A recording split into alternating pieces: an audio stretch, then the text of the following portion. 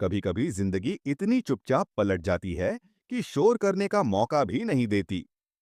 वह एक दरवाजा बंद करती है और आपको तब तक खड़ा रखती है जब तक आप यह तय न कर लें कि आप टूटेंगे या कुछ और बनेंगे। उन्होंने मुझे वृद्धाश्रम में बंद कर दिया। एक हफ्ते बाद मैंने लॉटरी में 1 करोड़ रुपए जीत लिए। जब मैं यह वाक्य अपने मन में दोहराती हूँ, तो आज भी मुझे लगता है जैसे मैं किसी और की कहानी सुना रही हूँ। जैसे ये सब मेरे साथ नहीं हुआ, बल्कि किसी किताब के पन्नों पर लिखा था, जिसे मैंने गलती से पढ़ लिया। पर सच्चाई यही है, और सच्चाई अक्सर उतनी नाटकीय नहीं होती जितनी फिल्मों में दिखाई जाती है। वह धीरे धीरे आती है, बिना ढोल नगाड़ों के, और आपके भीतर कुछ ऐसा तोड़ देती है जिसे जोड़ने में पूरी उम्र लग जाती है। उस दिन भी कुछ खास नहीं था। न कोई बड़ा झगड़ा, न कोई ऊंची आवाज। सुबह की चाय ठंडी हो चुकी थी और अखबार मेरे हाथ में यूं ही खुला पड़ा था। मेरे बेटे ने कहा, माँ, बस कुछ दिनों की बात है, बस कुछ दिनों की बात। यह वाक्य उसने ऐसे कहा जैसे वह मुझे किसी रिश्तेदार के घर छोड़ने जा रहा हो। जैसे मैं कोई भारी सामान नहीं, बल्कि एक पुरानी अलमारी हूं, जिसे अभी रखने की जगह नहीं मिली। मैंने सवाल नहीं किया। शायद इसलिए नहीं कि मेरे पास सवाल नहीं थे, बल्कि इसलिए कि मैंने जवाबों से डरना सीख लिया था। जब आप किसी को जन्म देते हैं, पालते हैं, उसके हर गिरने पर उसे उठाते हैं, तो एक दिन आपको यह मानने में समय लगता है कि वही इंसान आपको इस तरह बैठा देगा जैसे आप रास्ते का बोझ हों। गाड़ी चलते समय मैंने खिड़की से बाहर देखा। वही सड़कें, वही पेड़, वही मोड़, पर सब कुछ अलग लग रहा था। जैसे मैं किसी ऐसे शहर से गुजर रही हूं जहां अब मेरा नाम नहीं लिखा। उसने रास्ते में रेडियो चलाया। कोई पुराना गाना बज रहा था। वह गाना जो कभी मेरे रसोई घर में गूंजता था, जब मैं आटा गूंथते हुए गुनगुनाया करती थी। आज वही गाना मेरे लिए किसी और की याद बन गया था। वृद्धाश्रम का गेट बड़ा था, पर भीतर जाते ही सब कुछ छोटा लगने लगा। छोटे कमरे, छोटी खिड़कियां, छोटे छोटे सपने। रिसेप्शन पर बैठी लड़की ने मुस्कुराकर मेरा नाम पूछा। मेरा नाम। उस पल मुझे अच्छा लगा कि किसी ने मेरा नाम पूछा, न कि मेरी उम्र, न कि मेरी बीमारी। मेरे बेटे ने कागजों पर हस्ताक्षर किए। उसने मुझसे कुछ नहीं पूछा। शायद उसे लगा कि मैं समझ नहीं पाऊंगी, या शायद उसे लगा कि मुझे समझने की जरूरत ही नहीं है। माँ, यह आपके लिए बेहतर है, उसने कहा। बेहतर। ये शब्द भी अब मेरे लिए किसी और भाषा का हो चुका था। जब वह चला गया, मैंने उसके पीछे नहीं देखा। यह मेरी पहली जीत थी, हालांकि तब मुझे पता नहीं था कि मुझे जीत की जरूरत पड़ेगी। कमरे में एक बिस्तर था, एक अलमारी, और खिड़की के पास एक कुर्सी। कुर्सी पर बैठकर मैंने बाहर देखा। आंगन में कुछ लोग टहल रहे थे। कुछ चुप थे, कुछ बहुत ज्यादा बोल रहे थे। दोनों ही तरह के लोग एक ही वजह से यहाँ थे। किसी ने उन्हें यहाँ छोड़ दिया था। पहली रात नींद नहीं आई। दीवारों के पार से खांसी की आवाजें आ रही थीं। कहीं किसी ने नाम पुकारा, कहीं कोई धीरे धीरे रो रहा था। यह जगह शोर से नहीं, बल्कि उपेक्षा से भरी हुई थी। सुबह नाश्ते में दलिया मिला। बेस्वाद, पर पेट भरने के लिए काफी। मैंने शिकायत नहीं की। शिकायत करने की आदत मैंने बहुत पहले छोड़ दी थी। तीसरे दिन मुझे एहसास हुआ कि मेरा फोन मेरे पास नहीं है। मैंने नर्स से पूछा। उसने फाइल देखी और बोली, आपके केयर प्लान में फोन की अनुमति नहीं है। Care plan. मैं हंसी नहीं, रोई भी नहीं, बस चुपचाप अपने कमरे में लौट आई। जब आप चुप रहते हैं, लोग मान लेते हैं कि आप सहमत हैं। एक हफ्ता ऐसे ही बीत गया। समय यहां अजीब तरह से चलता है। घड़ी की सुइयां चलती रहती हैं, पर दिन आगे नहीं बढ़ते। हर दिन पिछले दिन जैसा लगता है, जैसे किसी ने एक ही पन्ना बार बार पलट दिया हो। 7वें दिन मैं अपनी अलमारी साफ कर रही थी। यह काम मैंने इसलिए शुरू किया क्योंकि करने को कुछ और नहीं था। पुराने स्वेटर, एक शॉल और मेरा पुराना कोट। वही कोट जिसकी जेब की जिप कभी ठीक से बंद नहीं होती थी। मैंने यूं ही हाथ जेब में डाला, और वहीं मेरी उंगलियां किसी कागज से टकराईं। पहले तो मुझे लगा कोई पुरानी रसीद होगी, पर जब मैंने उसे बाहर निकाला तो वह लॉटरी का टिकट था। लॉटरी। मैं कुछ देर उसे देखती रही। तारीख वही थी, जिस दिन मुझे यहाँ छोड़ा गया था। शायद मैंने रास्ते में कहीं से खरीदा होगा। मुझे याद नहीं था। उस समय मेरा दिमाग किसी और ही जगह था। मैंने टिकट मोड़ा और फिर से जेब में रख लिया। उस दिन कुछ नहीं बदला। न आसमान गिरा, न कोई चमत्कार हुआ। पर उस कागज के टुकड़े ने मेरे भीतर कुछ जगा दिया था। एक सवाल, अगर मैंने किसी को नहीं बताया, न शांति आंटी को, जो हर वक्त अपनी कहानी सुनाती रहती थीं, न किसी और को। यह मेरा छोटा सा रहस्य था। 2 दिन बाद, जब नर्स फोन पर किसी से बात कर रही थी, मैंने उससे पूछा, लॉटरी के नंबर कहाँ चेक होते हैं? उसने मुझे ऐसे देखा जैसे मैंने कोई गलत सवाल पूछ लिया हो। फिर बोली, ऑफिस के फोन से देख सकती हैं, पर जल्दी। मेरे हाथ कांप रहे थे। मैंने नंबर मिलाया, तारीख बताई और फिर अपने टिकट की संख्याएं पढ़ीं। एक पल के लिए लाइन पर सन्नाटा था। फिर सामने से आवाज आई, मैडम, आपने 1 करोड़ रुपए जीते हैं। उस पल मैंने कुछ महसूस नहीं किया, न खुशी न डर, बस एक अजीब सी शांति, जैसे किसी ने मेरे कंधों से अदृश्य बोझ हटा दिया हो। मैंने फोन रख दिया और वापस अपने कमरे में आ गई। दरवाजा बंद किया और बिस्तर पर बैठ गई। मैं अमीर नहीं बनी थी, मैं आजाद हो गई थी। मैं देर तक बिस्तर पर बैठी रही। बाहर किसी ने घंटी बजाई, कहीं हंसी की आवाज आई, कहीं किसी के चप्पल घिसटने की। दुनिया वैसी ही चल रही थी जैसी पहले चलती थी। बस मेरे भीतर कुछ बदल चुका था। यह जीत किसी ढोल नगाड़े के साथ नहीं आई थी। यह मेरे पास चुपचाप बैठ गई थी, जैसे कोई पुराना दोस्त जो बिना बताए आ जाता है। मेरे दिमाग में सबसे पहला ख्याल पैसे का नहीं था, न घर का, न गाड़ी का, न कपड़ों का। मेरा पहला ख्याल यह था कि अब कोई मेरे फैसलों पर दस्तखत नहीं करेगा। अब कोई यह नहीं कहेगा कि यह तुम्हारे लिए बेहतर है। अब बेहतर का मतलब मैं खुद तय करूंगी। लेकिन आजादी आसान नहीं होती। वह अपने साथ डर भी लेकर आती है। डर कि कहीं किसी को पता न चल जाए, डर कि कहीं यह सपना टूट न जाए, डर कि कहीं फिर से कोई मुझे यह न बता दे कि मैं क्या कर सकती हूं और क्या नहीं। अगली सुबह मैंने नाश्ता वैसे ही किया जैसे हर दिन करती थी। वही दलिया, वही फीकी चाय। मैंने चेहरे पर कोई बदलाव नहीं आने दिया। यहां सीखने वाली सबसे पहली बात यही थी, जो लोग अदृश्य होते हैं वे सबसे ज्यादा सुरक्षित होते हैं। शांति आंटी मेरे पास आकर बैठ गईं। उन्होंने मेरी तरफ देखा और बोली, आज कुछ अलग लग रही हो। मैं मुस्कुरा दी। नींद ठीक से आ गई। वह हंसी। यहां नींद नहीं आती, आदत पड़ जाती है। मैंने उनसे ज्यादा बात नहीं की। यह रहस्य सिर्फ मेरा था। हर बार जब मैं अपने कोट की जेब में हाथ डालती, मुझे वह टिकट महसूस होता। वह कागज अब कागज नहीं था, वह एक दरवाजा था। मुझे पता था कि सीधे पैसे लेने जाना बेवकूफी होगी।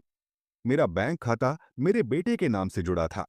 मेरी पहचान, मेरे दस्तावेज, सब किसी और के नियंत्रण में थे।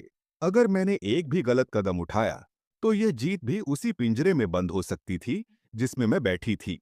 उस दिन मैंने पहली बार महसूस किया कि उम्र ने मुझे सिर्फ कमजोर नहीं बनाया, उसने मुझे सावधान भी बनाया है। जवान लोग जल्दी खुश होते हैं और जल्दी घबराते भी हैं। बूढ़े लोग इंतजार करना जानते हैं। मैंने अखबार के पिछले पन्ने पढ़ने शुरू किए। वही छोटे छोटे विज्ञापन जिन्हें पहले मैं नजरअंदाज कर देती थी। वकील, कानूनी सलाह, संपत्ति योजना। हर शब्द ध्यान से पढ़ा।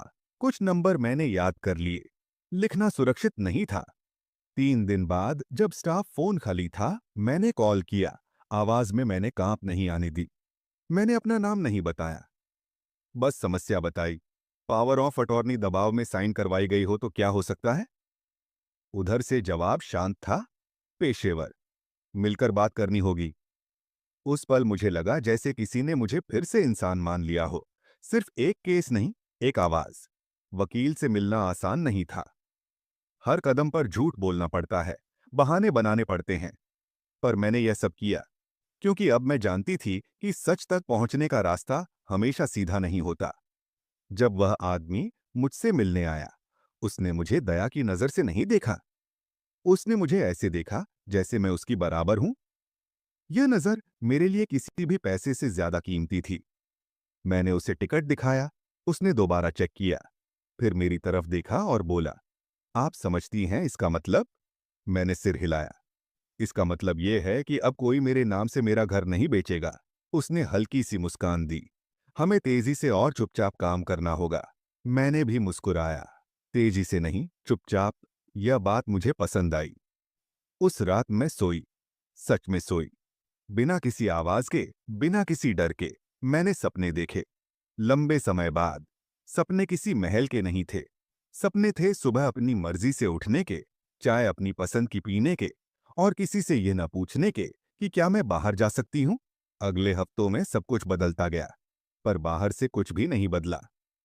मैं वही महिला थी जो समय पर भोजन करती थी, जो चुपचाप बैठती थी, जो ज्यादा सवाल नहीं पूछती थी। अंदर ही अंदर मैं अपनी जिंदगी के कागज फिर से लिख रही थी। जब मेरे बेटे का फोन आया, मैंने उसकी आवाज में वही अपनापन सुना जो तब आता है जब किसी को डर लगता है कि कहीं उसकी पकड़ ढीली न पड़ जाए। उसने पूछा, माँ, सब ठीक है? मैंने कहा, हाँ, सब ठीक है। और पहली बार यह सच था। उस दिन के बाद से मैंने एक नियम बना लिया। जो लोग मुझे कमजोर समझते हैं, उन्हें यह गलतफहमी रहने दूंगी। कभी कभी सबसे बड़ा बदला यही होता है कि आप बिना शोर किए अपनी जिंदगी वापस ले लें। दिन ऐसे बीतने लगे जैसे मैं किसी नाटक में छोटी सी भूमिका निभा रही हूं, जबकि असली कहानी पर्दे के पीछे लिखी जा रही हो। वृद्धाश्रम की दिनचर्या वही थी। सुबह की घंटी, दवाइयों की लाइन, दोपहर की सुस्ती और शाम की थकी हारी बातचीत। पर अब हर दिन मेरे लिए सिर्फ एक तारीख नहीं था, वह एक कदम था। एक कदम उस दरवाजे की तरफ जिसे मैं सही समय पर खोलने वाली थी। मैंने अपने चेहरे पर हमेशा वही भाव रखा, न ज्यादा उम्मीद, न ज्यादा शिकायत। स्टाफ ने मुझे आसान मरीज मान लिया था, और आसान मरीज पर कोई ज्यादा ध्यान नहीं देता। यही तो मुझे चाहिए था। वकील से मेरी मुलाकातें कभी खुलकर नहीं होती थीं। कभी वह किसी रिश्तेदार के वेश में आता, कभी कागज देने वाला कर्मचारी बनकर। हर मुलाकात में वह मुझे एक बात समझाता, धैर्य, जल्दी की तो गलती हो जाएगी। वह कहता। मैं हंस देती। मेरी पूरी जिंदगी इंतजार में ही तो गुजरी है। कागज एक एक कर ठीक होने लगे। वह दस्तखत जो मैंने बिना समझे किए थे, अब सवालों के घेरे में थे। मेरी पहचान फिर से मेरे नाम से जुड़ रही थी, किसी और की अनुमति से नहीं। इसी बीच मैंने यहाँ के लोगों को और ध्यान से देखना शुरू किया। शांति आंटी की हंसी अब मुझे बनावटी लगने लगी। वह हंसती थीं ताकि रो न दें। रमेश अंकल हर शाम खिड़की के पास बैठते और बाहर सड़क को देखते रहते, जैसे कोई उन्हें लेने आएगा। हम सब किसी न किसी इंतजार में थे। फर्क सिर्फ इतना था कि अब मुझे पता था मेरा इंतजार खत्म होगा। एक दिन वृद्धाश्रम में किसी ने कहा, पैसे हो तो बुढ़ापा आसान हो जाता है। मैंने कुछ नहीं कहा। पैसे बुढ़ापा आसान नहीं करते। पैसे सिर्फ आपको यह चुनने का हक देते हैं कि आप अपना बुढ़ापा कैसे जिएंगे। कानूनी काम पूरा होने के बाद अगला कदम सबसे मुश्किल था, सच का सामना। मेरे बेटे को पता चलना ही था। सवाल सिर्फ यह था कि कब। मैं चाहती तो सीधे बाहर चली जाती, चुपचाप। पर यह कहानी सिर्फ मेरे बाहर निकलने की नहीं थी, यह उस आईने की थी जो किसी को दिखाना जरूरी था। मैंने उसे मिलने के लिए बुलाया, उसी कमरे में जहां उसने मुझे छोड़ा था। वही कुर्सी, वही खिड़की। फर्क सिर्फ इतना था कि इस बार मैं इंतजार नहीं कर रही थी, वह आया। चेहरे पर औपचारिक मुस्कान, हालचाल पूछने की जल्दी। माँ, आपको यहाँ ठीक तो लग रहा है ना? मैंने उसकी आंखों में देखा। अगर मैं कहूं नहीं, तो क्या मुझे वापस ले जाओगे? वह चुप हो गया। यही तो जवाब था। मैंने धीरे धीरे सब बताया। टिकट, जीत, कागज, वकील। उसकी आंखों में जो भाव आए, वे मुझे किसी जीत से ज्यादा सच्चे लगे। डर, शर्म और लालच सब एक साथ। माँ, मुझे बताना चाहिए था, उसने कहा। मैंने सिर हिलाया। तुम्हें बहुत सी चीजें करनी चाहिए थीं। मैंने उसे यह भी बताया कि अब सब कुछ मेरे नाम पर है, और यह कि मैं क्या करने वाली हूं। मैं वापस उसी घर में नहीं जाऊंगी जहां मुझे बोझ समझा गया। मैं अपना घर खुद चुनूंगी। वह गुस्सा नहीं कर सका, क्योंकि गुस्सा अधिकार मांगता है, और अधिकार अब उसके पास नहीं था। उस दिन जब वह गया, मैंने उसके पीछे देखा। इस बार मैंने देखा, और मुझे दुख नहीं हुआ, सिर्फ एक हल्की सी थकान, जैसे कोई पुराना कर्ज चुका दिया हो। कुछ दिनों बाद मैंने वृद्धाश्रम छोड़ा, बिना शोर के, बिना किसी बड़े ऐलान के। शांति आंटी ने मेरा हाथ पकड़ा और बोली, तुम खुश रहना। मैंने कहा, आप भी। बाहर की हवा अलग थी, आजाद हवा। मैंने गहरी सांस ली। मैंने कोई महंगा घर नहीं लिया। मैंने एक छोटा सा फ्लैट लिया, जहां धूप आती थी। मैंने एक पौधा लगाया, हर सुबह उसे पानी देती हूं। कभी कभी लोग पूछते हैं, इतने पैसे का क्या करोगी? मैं मुस्कुरा देती हूं, पैसे का सबसे बड़ा इस्तेमाल यह है कि आप उन्हें अपने ऊपर हावी न होने दें। आज भी कभी कभी उस कोट की जेब में हाथ चला जाता है। टिकट अब मेरे पास नहीं है, पर उसकी याद है। उसने मुझे अमीर नहीं बनाया, उसने मुझे याद दिलाया कि मैं कौन हूं। और अगर आप यह कहानी सुन रहे हैं, तो शायद यह सिर्फ मेरी नहीं है। शायद यह उन सब की है जिन्हें कभी कहा गया, यह तुम्हारे लिए बेहतर है। याद रखिए, बेहतर क्या है, यह तय करने का हक सबसे पहले आपका होता है। कहानी यहीं खत्म नहीं हुई थी। बाहर निकल आना एक पड़ाव था, मंजिल नहीं। असली इम्तिहान तो तब शुरू हुआ जब मुझे अपनी आजादी के साथ जीना सीखना था। पहली रात अपने नए फ्लैट में मैं देर तक जागती रही। कमरे में सन्नाटा था, पर वह सन्नाटा डरावना नहीं था। यह वह सन्नाटा था जिसमें आप अपनी सांसों की आवाज सुन सकते हैं। मैंने खिड़की खोली। सड़क से आती आवाजें, रिक्शे की घंटी, किसी बच्चे की हंसी, दूर कहीं कुत्तों का भौंकना, ये सब मुझे जिंदा होने का एहसास दिला रहा था। अगली सुबह मैंने चाय बनाई, अपने हाथों से, अपनी पसंद की। यह छोटी सी बात थी, पर मेरे लिए यह किसी उत्सव से कम नहीं थी। मैंने चाय का कप खिड़की के पास रखी कुर्सी पर बैठकर पिया। धूप सीधे मेरे चेहरे पर पड़ रही थी। किसी ने नहीं पूछा कि धूप ज्यादा तो नहीं लग रही। किसी ने यह नहीं कहा कि खिड़की बंद कर लो। कुछ दिनों तक मैंने किसी से ज्यादा मुलाकात नहीं की। मैं खुद के साथ रहना चाहती थी। इतने सालों बाद मुझे खुद से दोबारा पहचान करनी थी। मैं कौन हूं, जब किसी की मां, किसी की जिम्मेदारी, किसी का बोझ नहीं हूं। धीरे धीरे लोग मिलने लगे। पड़ोस की एक औरत जो हर सुबह मंदिर जाती थी, नीचे की दुकान वाला जो हर बार मुस्कुराकर हालचाल पूछता था। ये लोग मुझे मेरे अतीत से नहीं जानते थे। उनके लिए मैं बस एक और इंसान थी, और यही सबसे बड़ी राहत थी। एक दिन शांति आंटी का फोन आया। किसी ने उन्हें मेरा नंबर दे दिया था। उनकी आवाज में वही पुरानी गर्मजोशी थी। उन्होंने पूछा, सच में ठीक हो? मैंने कहा, हाँ। उन्होंने कुछ नहीं पूछा। शायद वह समझ गई थीं कि कुछ सवालों के जवाब शब्दों में नहीं होते। मैंने कुछ पैसे वृद्धाश्रम को दिए, दान नहीं, मदद। मैंने साफ कहा कि यह किसी एहसान के तौर पर नहीं होना चाहिए। यह उन लोगों के लिए था जो अभी भी इंतजार कर रहे थे। पैसे देकर मुझे हल्का नहीं लगा। हल्का तब लगा जब मैंने किसी को यह नहीं बताया कि मैंने क्यों दिए। मेरे बेटे ने फिर से संपर्क करने की कोशिश की। इस बार आवाज में अधिकार नहीं था, बल्कि सौदेबाजी थी। मां, लोग क्या कहेंगे? मैंने कहा, जो कहेंगे, वह उनकी जिंदगी है। उसने कुछ और कहना चाहा, पर मैं कॉल काट चुकी थी। कभी कभी अपनी शांति बचाने के लिए थोड़ा कठोर होना पड़ता है। मैंने यात्रा करना शुरू किया। कोई लंबी छुट्टियां नहीं, बस छोटे छोटे सफर, कहीं पहाड़, कहीं नदी। मैंने देखा कि दुनिया मुझसे तेज नहीं भाग रही थी। मैं भी उसी रफ्तार से चल सकती थी, जो मुझे ठीक लगे। एक शाम एक अजनबी ने मुझसे पूछा, आप इतनी अकेली क्यों रहती हैं? मैं मुस्कुराई। मैं अकेली नहीं हूं, मैं बस अपने साथ हूं। अब जब पीछे मुड़कर देखती हूं, तो लॉटरी की जीत मुझे एक बहाना लगती है। असली जीत वह दिन था जब मैंने खुद को फिर से चुना। उन्होंने मुझे वृद्धाश्रम में बंद कर दिया था, पर उस दरवाजे के बाहर निकलते ही मैंने सीखा, कोई भी आपको तब तक बंद नहीं कर सकता जब तक आप भीतर से हार न मान लें। अगर मेरी कहानी किसी एक इंसान को भी यह याद दिला दे कि उसकी जिंदगी की कीमत किसी और के फैसले से ज्यादा है, तो शायद यही सबसे बड़ा इनाम है। समय बीतता गया, पर कुछ बातें भीतर रह जाती हैं, जैसे पुराने घर की दीवारों में सीलन। बाहर से रंग कर दो, तो भी अंदर की नमी अपना काम करती रहती है। मेरे साथ भी ऐसा ही था। मैं आजाद थी, सुरक्षित थी, पर मन के किसी कोने में वह सवाल अब भी बैठा था, क्या सिर्फ पैसे जीतने से रिश्तों की सच्चाई बदल जाती है, या सच्चाई पहले से ही वहां होती है, बस हालात उसे उजागर कर देते हैं। एक दिन मैं बाजार से लौट रही थी, हाथ में सब्जियों की थैली, मन में अगले दिन की साधारण सी योजना। तभी सामने से एक बूढ़ा आदमी लड़खड़ाता हुआ आया। लोग उसे देखकर भी अनदेखा कर रहे थे। किसी को देर हो रही थी, किसी को फोन पर बात करनी थी।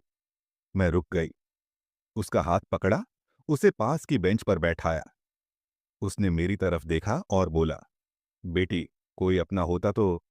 उसकी आवाज वहीं टूट गई। उस दिन मुझे समझ आया कि मेरी कहानी अकेली नहीं है। हर शहर, हर गली में कोई ना कोई है जिसे बेहतर के नाम पर कहीं छोड़ दिया गया है। फर्क सिर्फ इतना है कि हर किसी की जेब में कोई टिकट नहीं होता। मैं घर लौटी तो देर तक सो नहीं पाई।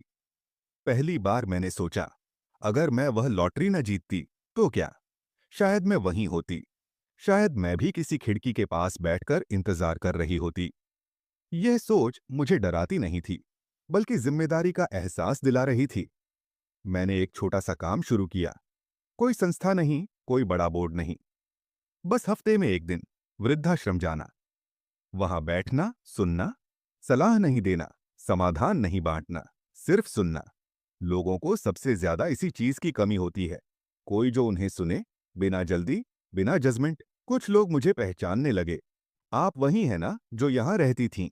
मैं सिर हिला देती। वे पूछते, अब कैसी हैं? मैं कहती, ठीक हूं। और यह फिर से सच होता। एक बार एक औरत ने मेरा हाथ पकड़कर कहा, आप चली गईं तो लगा जैसे यहां से उम्मीद चली गई। मैंने उसका हाथ दबाया। उम्मीद किसी जगह से नहीं जाती, वह बस छुप जाती है। धीरे धीरे मेरी जिंदगी में संतुलन आने लगा। न बहुत ज्यादा अकेलापन, न बहुत ज्यादा भीड़। मैं अपने फैसले खुद लेती थी, और हर फैसला मुझे यह याद दिलाता था कि यह हक छीना नहीं गया था, मैंने उसे वापस लिया था। मेरे बेटे की याद कभी कभी आती थी, गुस्से के साथ नहीं, दुख के साथ भी नहीं, बस एक सच्चाई के साथ। हम दोनों ने एक दूसरे को खोया है। फर्क यह है कि मैंने यह स्वीकार कर लिया है, और शायद वह अभी भी किसी बहाने की तलाश में है।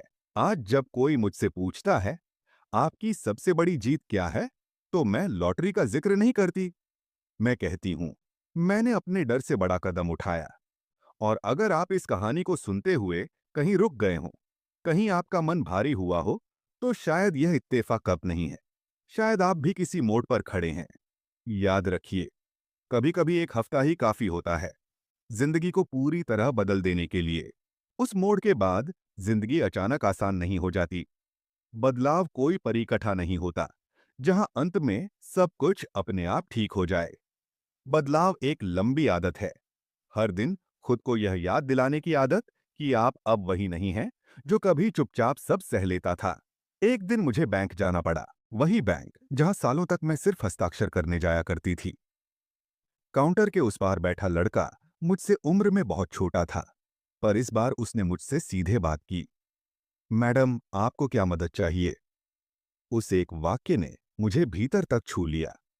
मदद चाहिए थी, इजाजत नहीं। मैंने खाते से कुछ पैसे निकाले, जरूरत से ज्यादा नहीं। अब मुझे यह सीखना था कि आजादी का मतलब लापरवाही नहीं होता। पैसे से रिश्ता भी सम्मान का होना चाहिए, डर या घमंड का नहीं। बाहर निकलते वक्त एक बुजुर्ग औरत मिली। उन्होंने मुझसे रास्ता पूछा। मैंने उन्हें छोड़ने की पेशकश की। रास्ते भर वह अपने बेटे की बातें करती रहीं। कैसे उसने उन्हें शहर भेजा, कैसे वह बहुत व्यस्त रहता है। उनकी आवाज में शिकायत नहीं थी, बस खालीपन था। मैंने उन्हें उनके घर तक छोड़ा। जाते जाते उन्होंने कहा, आज अच्छा लगा किसी से बात करके। मैंने मुस्कुराकर कहा, मुझे भी। उस दिन मैंने समझा कि अकेलापन उम्र से नहीं आता, वह संवाद की कमी से आता है। मैंने लिखना शुरू किया। कोई किताब नहीं, कोई ब्लॉग नहीं, बस एक डायरी। हर वह बात जो मैं सालों तक कह नहीं पाई थी। गुस्सा, डर, सवाल, और वे छोटी छोटी खुशियां जिन्हें पहले जरूरी नहीं समझा गया था। लिखते हुए मुझे एहसास हुआ कि शब्द भी एक तरह की आजादी होते हैं। कभी कभी रात को मैं सोचती हूँ, अगर मेरे बेटे ने मुझे वृद्धाश्रम न भेजा होता तो क्या मैं कभी खुद को खोज पाती? यह सवाल अजीब है और शायद सही भी नहीं, पर जिंदगी अक्सर हमें वहां धकेलती है जहां हम जाना नहीं चाहते, ताकि हम वह बन सकें जो हम कभी बनने से डरते थे। अब जब मैं आईने में खुद को देखती हूँ तो मुझे कोई पीड़ित नहीं दिखता। मुझे एक औरत दिखती है जिसने देर से ही सही पर अपने लिए खड़ा होना सीख लिया। और यही कहानी का असली मतलब है। लॉटरी जीतना संयोग था, वृद्धाश्रम जाना दर्द था, पर वहां से बाहर निकलकर खुद को चुनना वह मेरा फैसला था। अगर आप अब भी यहां तक सुन रहे हैं तो शायद यह कहानी आपसे भी कुछ कहना चाहती है। कभी कभी जिंदगी हमें तोड़ने नहीं, बदलने के लिए चोट पहुंचाती है। और जब आप बदल जाते हैं तो वही जिंदगी आपके सामने झुक जाती है। उस झुकने में कोई शोर नहीं होता, कोई तालियां नहीं बजती, बस भीतर कहीं एक स्थिरता आ जाती है, जैसे लहरों के बाद समुद्र खुद को पहचान ले। मैं भी उसी स्थिरता में जीने लगी। अब मेरे दिन छोटे छोटे नियमों से चलते हैं। सुबह टहलना, अखबार पढ़ना, दोपहर में थोड़ा आराम, शाम को किसी परिचित या किसी अजनबी से दो शब्द। मैंने सीखा है कि दिन को बहुत बड़ा मत बनाओ, उसे संभालना मुश्किल हो जाता है। छोटे दिन आसान होते हैं और उनसे बनी जिंदगी भी। कभी कभी मैं उसी वृद्धाश्रम के सामने से गुजरती हूँ। गेट वैसा ही है, ऊंचा, ठंडा, औपचारिक। मैं रुकती नहीं, बस धीमी चाल से निकल जाती हूँ। भीतर जाने का डर नहीं है, पर वहां रुक जाने का मोह भी नहीं। हर जगह एक समय के लिए होती है। जिंदगी हमें बार बार यह सिखाती है। एक शाम मुझे वहां की एक नर्स मिली। उसने पहचान लिया, बोली, आप बदली हुई लगती हैं। मैंने कहा, हाँ, अब मैं अपनी हूं। वह मुस्कुराई, जैसे बात समझ गई हो। मैंने अपने लिए एक और नियम बनाया है, किसी को बचाने की कोशिश नहीं करनी। मदद करना अलग बात है, बचाना अलग।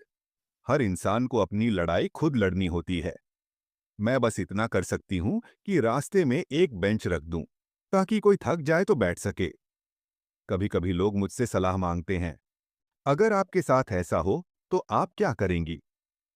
मैं उन्हें कोई लंबा भाषण नहीं देती। मैं बस इतना कहती हूँ, अपनी आवाज को हल्के में मत लो।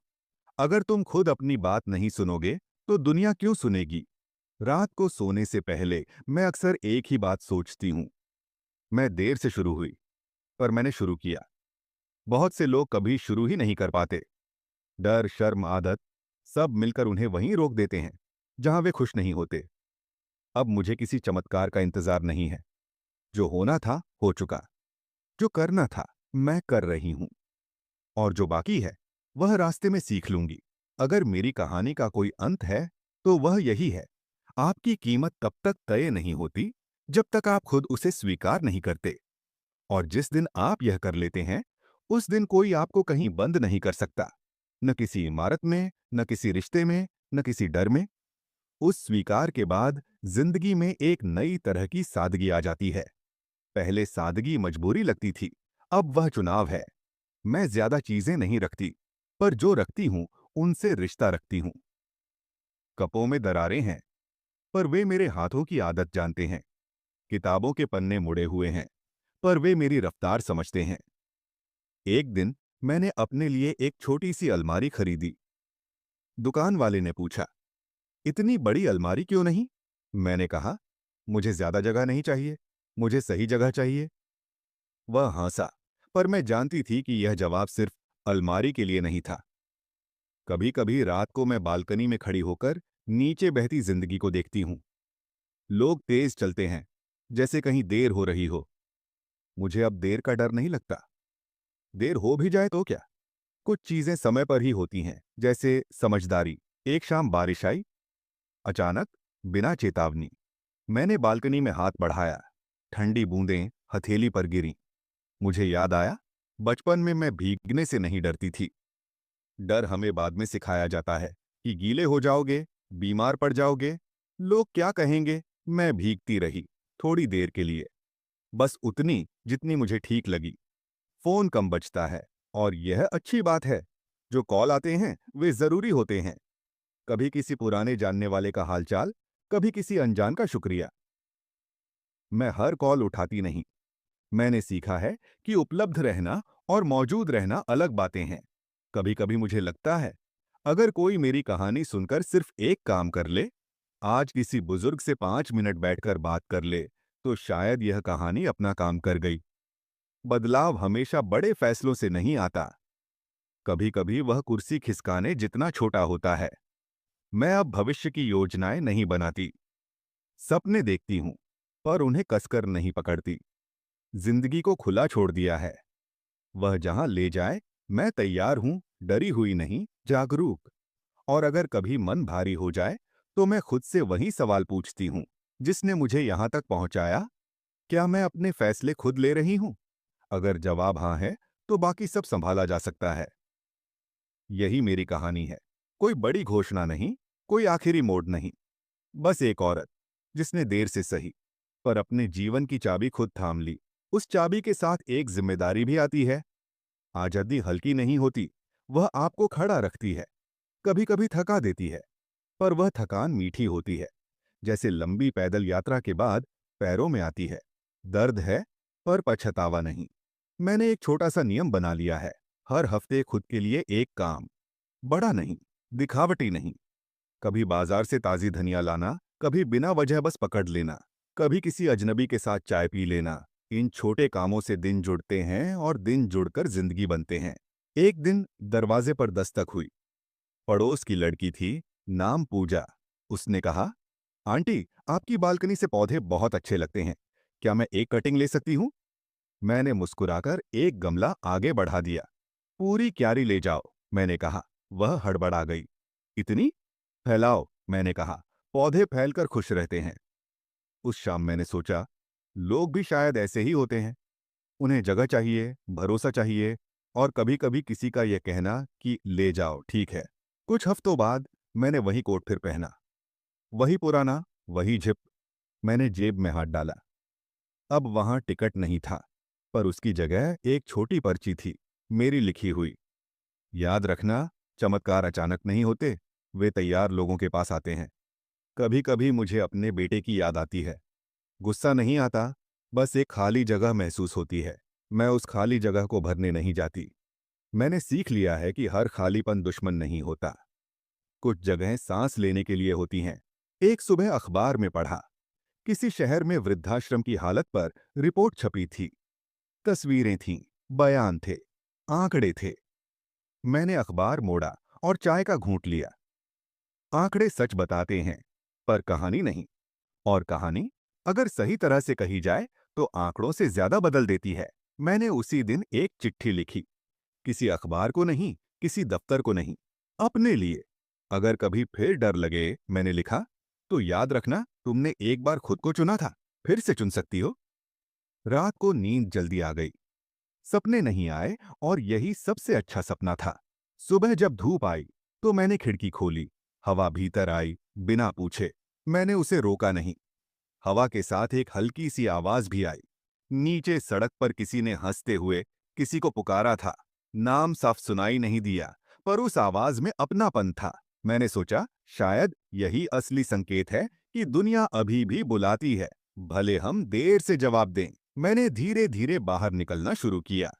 पहले पास की दुकान तक, फिर मंदिर के बाहर लगी बेंच तक।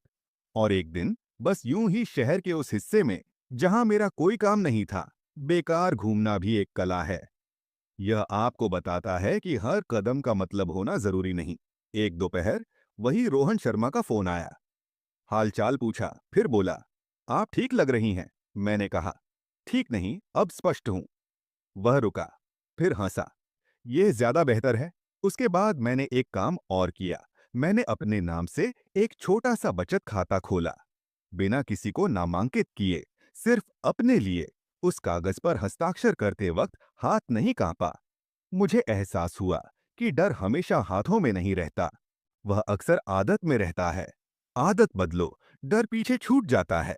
कभी कभी मैं लोगों को देखती हूँ जो बुजुर्गों से बात करते समय आवाज धीमी कर लेते हैं, जैसे उम्र सुनने की क्षमता कम कर देती हो। मैं तब जानबूझकर साफ और सामान्य बोलती हूँ, बराबरी की भाषा में, क्योंकि बराबरी का एहसास सबसे बड़ा सम्मान है। एक दिन पूजा फिर आई। इस बार उसने एक छोटा पौधा लौटाया। आंटी, यह आपकी कटिंग से बड़ा हुआ है। मैंने उसे बालकनी में रखा, उसी जगह जहां धूप ठीक ठीक आती है। कुछ चीजें वापस आती हैं, पर पहले से मजबूत होकर। शाम को मैंने डायरी खोली, नई पंक्ति लिखी। अगर कोई मुझे फिर कहीं बंद करने की कोशिश करेगा तो उसे पहले मेरे सवालों से गुजरना होगा। रात आई। शहर की आवाजें धीमी पड़ी। मैं कुर्सी पर बैठी, आंखें बंद की। इस बार अतीत नहीं आया, भविष्य भी नहीं। बस मैं, पूरी, मौजूद और आजाद।